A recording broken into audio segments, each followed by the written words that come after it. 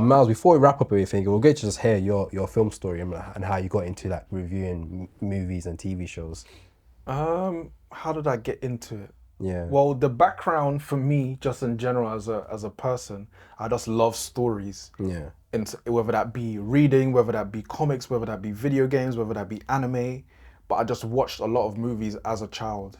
Yeah. And for whatever reason, like my memory for those type of things is very good. So I'll be able to tell you, like when I watched Matrix, this specific thing happened in this scene and this moment. So I have my memory in terms of things that I'm passionate about has always been there. Yeah. And in terms of Agents of Screen as a platform and a channel, it started basically, initially it was a group of about 10 of us. Oh, yeah. Yeah, so it started as we have this cinema and movie WhatsApp group chat, and we have a lot of different characters. Some people specialize in some things. Marvel guy, DC guy, action guy. You got a guy that watches a lot of horror. Who's like, okay, we have a good banter. Why not try and like, let's put it on camera. Yeah. So it started as live at the cinema. So we would do all our reviews as a group live at the cinema. But then COVID happened.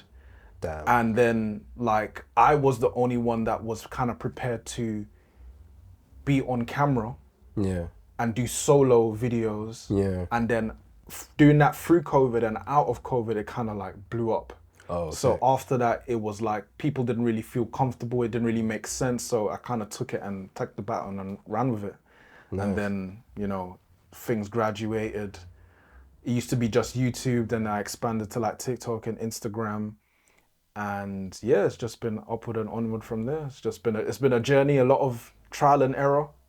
But yeah, it is with reviewing movies. Some hit, some don't, and it's kind of like just kind of find where you kind of fit and everything else. But I think with movie stuff, it's such a niche thing. It is a niche thing. So it's the pacing for growth is quite slow. So you have to really enjoy talking about it. And there's little tricks and little things and cheats that I try to do to like you should never, I know Stephen has said this before, Stephen Gateface, but you should never really be too obsessed with the numbers. Yeah. But like, for example, I wanted to try and hit 1,000 subscribers on YouTube. Yeah. So I tried to just do as many reactions as I could. I used to even do like rap reactions and stuff like that. Yeah. So that was the kind of thing that helped to get the numbers up there. But you have to kind of learn what, like for example, YouTube likes more long form content. Yeah. TikTok is like more short form content. So you have to kind of learn. There's a lot of learning that you have to do. I think one of the biggest takeaways for me is that like networking is probably the most important thing you could do.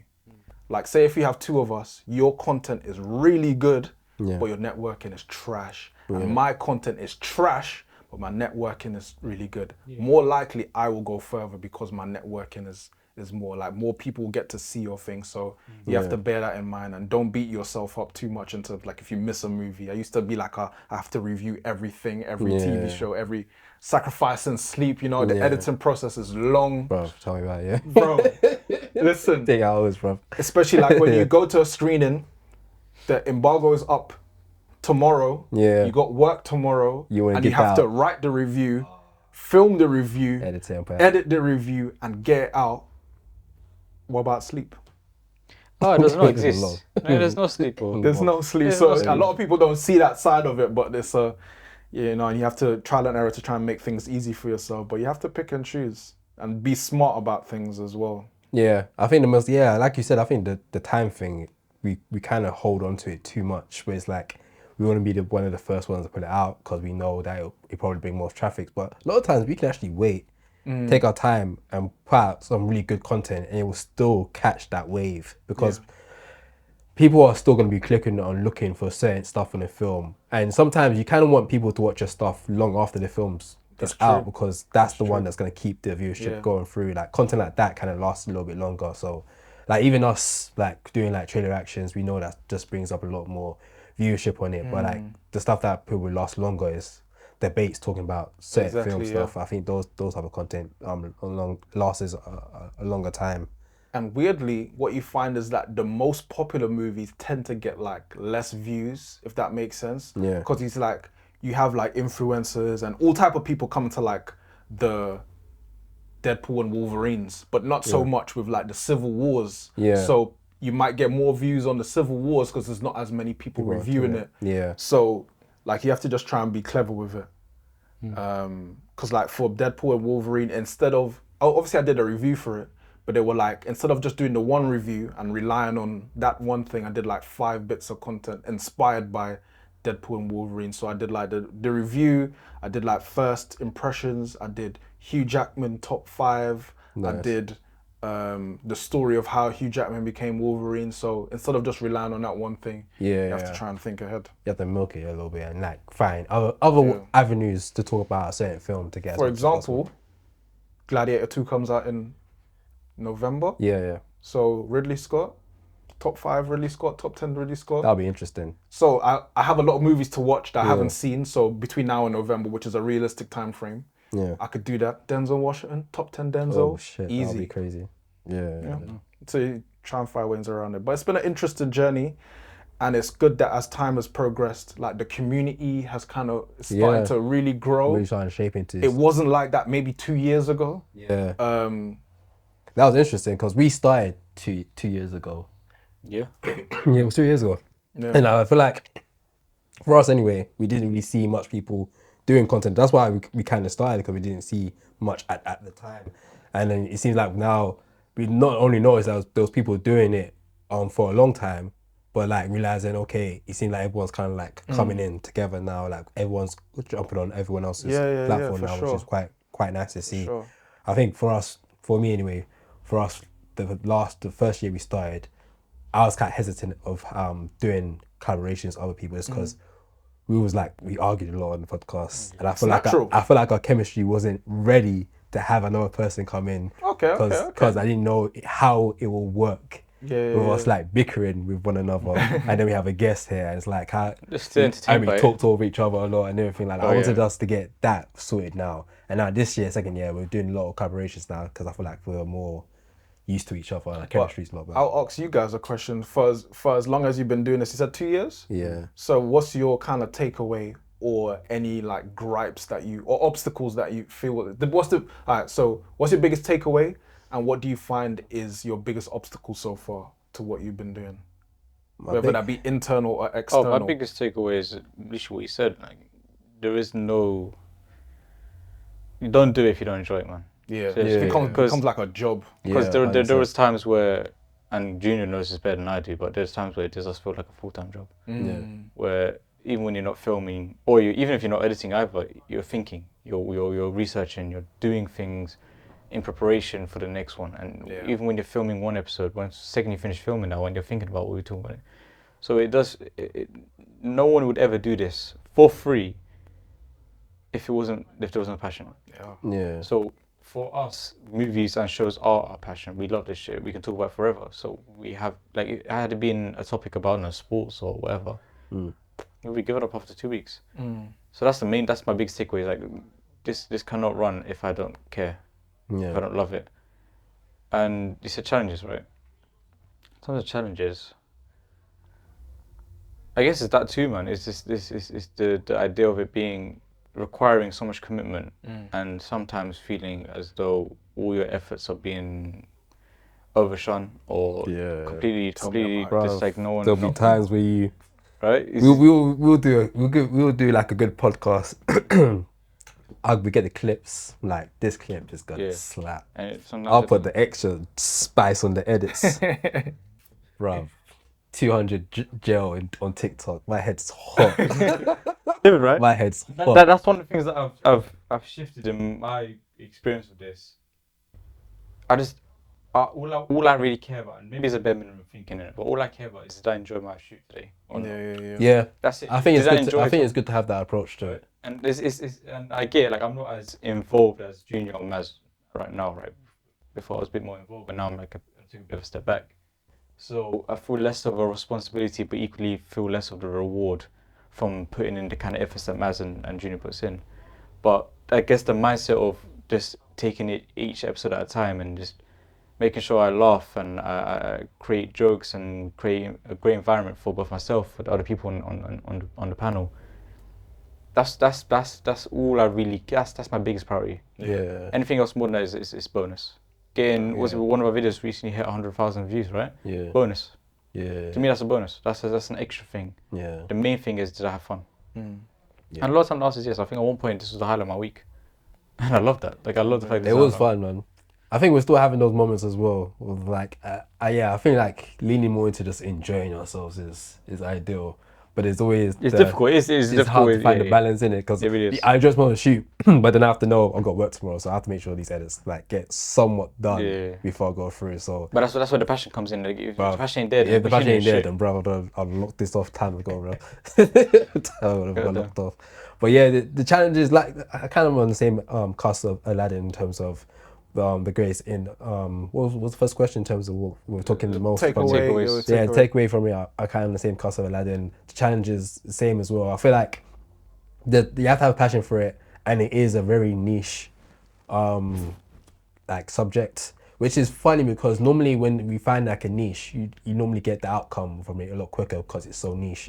But with this, it still feels like, I feel like if we did football, you get, even though football in a way is a niche as well, you get a quick return from it because it's such a big thing. People love talking about football. If you see something they disagree on, you'll get a lot of viewership on. I think some reason with film, I feel like if you put so much content out, you might not get the amount of feedback as you want if you did another topic or another niche within itself. So and plus, no one really, like, anyone that watches football, they just watch football and they want to talk about football. Yeah. People that watch movies in general, they don't want to talk about it after that. They just want to watch it and go. You have to find people that not only like watching movies, but actually like talking about movies. I want to hear people talking about movies, which is a bigger niche than other stuff. And what you have to also realize is that even going to the cinema, going back to what we were talking about off camera about cinemas closing, even going to the cinema is a niche thing. Yeah. Like for the casual person, for the normal person, how many times they're going to the cinema in a month, really? That's true. Like, very true. Obviously, we were privileged to, like, if we go to a screen, you get to see it for free, you know. But if you're having to pay for it, you're paying for your ticket, you're paying for food. Yeah. To travel there as well. I imagine, depending on what film it is, you probably spent a good 3 or 4 hours of your day doing. Yeah, even like traveling. Yeah, the whole thing. And the thing is childcare if you have kids. Oh fucking, that's even the whole other thing. And what I've come to realize is I used to think that this is a thing that everyone does, right? I thought everyone goes to the cinema. And when I started talking to people saying, yeah, I'm someone that watches movies, I'll go to cinema regularly. Like, oh, they respond by saying, I haven't been to the cinema in like a year. Yeah, I'm thinking, what the fuck? That's what I'm saying. Oh, but I came out last month for you, baby. I can't remember the last time I went to the cinema. And that's a regular thing. I hear that a lot. So like I'm forcing people to go to cinemas and watch these movies. So like shit. Like this is a dying. Cinema in of itself is a dying thing, right? Streaming has become a lot more. There was an interview with a guy named Kevin Smith. He did a film called Clerks, which is like a cult classic film. He did an interview with Kevin Smith actually. Yeah, he did an interview with this guy that's from Smallville. He interviewed like a lot of like actors and stuff. And during it, he was basically talking about cinema, saying it is dying and it's going to be treated the same way as we treat on vinyl now, where it's like more of like a niche thing that a certain group of people are really into. Is a luxury, not even a luxury thing, but a small group of people do time to time, and there'll be less theaters that people are going to. But it'll still be around, but the people that are into it will go to it. People that ain't just won't, and it will just be one of those things, which is kind of sad. And the next thing will be what? In terms of entertainment, yeah, I think streaming was. I think Netflix won. Bro, they won from day dot. And the sad thing is that I reckon if he was to not even talk about cinema stuff, but just solely focus on stuff that comes out on streaming, probably would get more traction, to be fair. I think so, you know. Like my review for like Mea Culpa, which was a Tyler Perry movie, was the first and only Tyler Perry and final Tyler Perry film that I will watch. Yeah, will probably get more views than like a Deadpool and Wolverine. 100%. I think if we did a video talking about Love Is Blind UK, yeah, the watch-alongs do views as well. So the people that say that I haven't been cinema in a long time are the same people that say I've been watching this series, I've binge watched this series, bang on Netflix. Same people. They did. What do we do? Huh?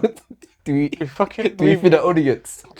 Or even if you tell people what you do, like, oh, I review films, I have a podcast, and they ask you, oh, so what films can I watch? They want something they can watch at home. They're not leaving the house for They film. said what in cinema. But even like that constant people watching stuff on their phones, or like they watch full movies on their phones and their I laptops. find that very hard. I have to Can't now. do that. Yeah. I have to now because if I want to watch more stuff, I can't just wait until I get home to watch it. But I hate doing On that. biggest screen as possible, even if it's a laptop. To me, it's watching a movie. I mean, I get some people don't have TVs, it's fine. But if you have access to a TV, yet you still watch a movie on your laptop. That's a problem. To me, no, it's not a problem. It's to me, I can't do that. I need to watch it in the biggest screen possible. It's gone to the point where I don't use my speakers. I use my headphones to get the best sound as well. I use these fucking headphones connected to my TV. Like you're in it. So a movie must be experienced in the best way possible. I ain't watching no fucking movie like this. It's happening. I'm sorry, man, but not if you have the other option. Yeah, but my thing is biggest screen possible, best sound possible.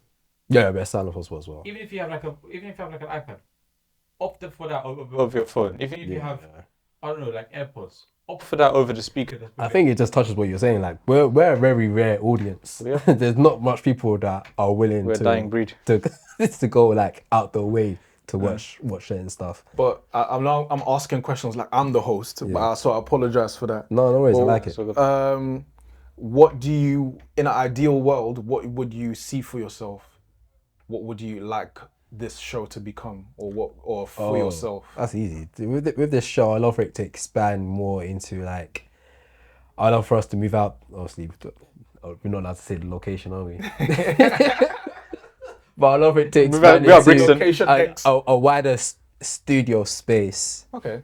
Ideally, I would love it to be an apartment that we rent and we shoot like in one of the living rooms. A big living room and have like the kitchen area there and do a range of different content.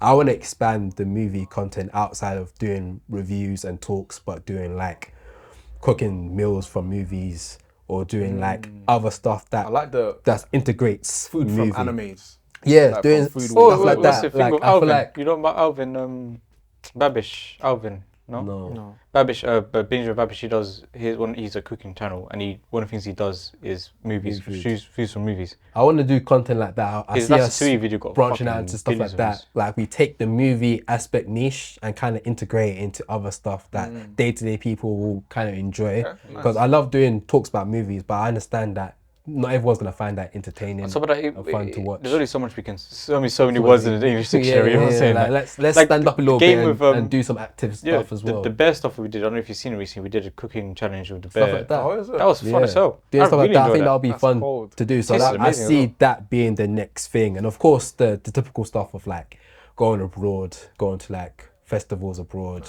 taking part of that. That's why I see Outtake as a whole becoming in next couple of years. I would hope anyway. But throwing back the question to you, what would you see for Agents of Shields? Because you mentioned it now. Is it just strictly just yourself then, or it's just me? Yeah. And I think initially what the frustration was is that even though there was like 10 of us, I was basically like doing everything. I was like managing the Twitter, the Instagram, doing all the editing. You got 10 man, thumbnails, I was doing everything. Well, you'd be raging, didn't it? You'd be raging. So. So to answer your question, I do everything. But what I would like... That's a question. Nah, maybe still. That's how I'll be raging. I'm like, damn, I'm doing a lot right now. So it's just I'm trying my best, bro. Yeah. But as you said, with the community, it's good because sometimes I try to get access to a screen and I can't, and I go as someone's plus one and be like, I have a spot, So, same, yeah. So it's good that you have other people to rely on as well in that sense. But in terms of what I'd like it to expand. In a maybe an unrealistic world, I'd like it to be maybe like full time. Yeah. So I maybe have to branch into like doing more interviews and doing more presenting on stuff that is not necessarily film. Yeah. But just like being able to do it full time would be the ultimate goal. Ultimate goal, because as you said, there's only so many words in the English dictionary, and reviews. You pretty much say the same thing in every review. It's either you really liked it. It was mid or you didn't like it. One of the three. My thing with me, what I try to do is trying to make that interesting. How can I say the same thing a different way, in a funny way? So even if you're not interested in the film, you might be interested in me to see on what I would say about it. I think it's the main thing as well. The personality. The personality. I think that's one of the biggest things. Like I don't know, I keep saying this guy's name. I'm sorry, but Jeremy Jones, right? Bruv, he loves Jeremy Jones, bruv. Okay, no. So at one point he used to do vlogs, Okay. monthly Yeah. vlogs, where he would Oh, he vlog his mentioned this month. before, yeah, Remember that, right? yeah. He did that for a whole year. He did, and I was more interested in that. Okay. And so, and he used to do, remember Tales from the comment section? No. He did this really funny thing where he would do Tales from the comment section where he would kind of read his comments. That's And it would make it into a whole thing. It was That's really, dope. it was great. But the fact that I was more interested in watching those than his actual reviews shows that it's not about the doing, it's about the being. It's who are you being? yeah. What kind of personality are you showing? And And I think in this day and age, we kind of more into the personality of the person. yeah. Than Because anything else. really, I mean, look, we live in a day and age where everything's been done, right? Yeah. Anything you type in Google, you find. Whatever you're looking for, you find it. So it's not about whether it's been done or not. And the only time people will actually care about the actual finding out the information opposed to the person that's doing it is if you're trying to Google how to do something. Yeah. How do I do this? How do I do this? Whereas if you want to just watch someone, you really truly you're just watching the person because you want to know the person. I get really excited when a certain YouTuber talks about a certain movie, especially when I didn't expect it. Like, oh shit, this is something I really want to talk about. This is the person I want to hear talking about it. Fuck me, let's go. Yeah. Now I'm gassed, right? So it really is who you are. And that's what I try to do, and that's what Junior does and Myles. We would like have our own characters, and we kind of play on that characters and our relationships together. It's that makes it entertaining. It's Yeah. when me and Myles have our arguments, our regular arguments. I think that's that's what's fun. that's one of the things that makes us really good is Maz films Maz watch and the films Aladdin watch are complete opposite from each other, so the arguments will always play with each other, and I think that's what makes our dynamic. Right. so I And think- the thing is, and the best part is and the secret for those who don't know, me and Myles actually are good friends. yeah, bro. So I ain't gonna lie, sometimes you go argue, I feel like you're actually gonna fight, like, what and then later on I'm like, oh shit, you lot. what was Like that? on a G thing, she would look at me in my eyes, say, "I'm gonna beat the fuck up." Yeah. And when we're done, we're walking home, we're talking about our personal lives. That's it. That's the relationship. I'm actually gonna punch you. Yeah, I'm like, I'm low-key scared. But I know for a fact, give it 20 minutes and we're best friends after that. But that's it. That's the. and that's one of the reasons why we didn't have guests for a very long time. Okay. No, you have to leave That's why I sat there and Matt sat here. Because if it was here. Like, these guys are arguing. Oopsie. We can't have a guest there. You have to have them. Sometimes you have to have them disclaimers before. Be like, listen, alright, when we're doing this pod, like I'm just saying things so we can have good content. That's Like, very Bro, true. it was It's not telepathic. It personal, was isn't it? telepathic. We Yeah, didn't yeah, have the exactly. conversation. We Fair just enough. knew Yeah. that on camera, go nuts. yeah. Go nuts because we're entertaining. Yeah. Right? That's why you see all these YouTubers, Mr. Beast is a great example. You think that he's like that in real life? No, bro, he's boring know, as shit in real life. But in camera, Yeah. oh, I see I'm what gonna you do mean, the yeah. fucking that. Yeah, He creates his so- big Put it in a persona, little show. turn the camera off, he's dead. Yeah. And that's it. It's just separating the two, and I can't be this every All day. the time, yeah. Yeah. It's tiring. Look, I'm Exhausting, sweating. yeah. Right? Yeah. But we do it for the entertainment, and I'm entertained by it. I enjoy doing it. Yeah. I would like to think that so the audience, Yeah. everyone wins. Very true, man. Very true. Well, that's all we have for today's show. We did a lot, you know. We did an hour and 43 That minutes. was things about to finish. Oh, the fair. Barry's That about was to it. die. I was concerned about the hour time on it. But yes, this is episode 48 of the Outtake Show. Got myself, we've got Aladdin in the building as well. And then we've got our guest Myles as well, Agents of Stream. Thank you for having me. No worries at all. All these socials will be in the description below, so do check it out. Check out all his reviews, all his commentary within the TV and movie world, and a little bit of anime as well. So be sure to check that out as well. Thank you guys for watching. Thank you guys for listening. Until next time. Peace.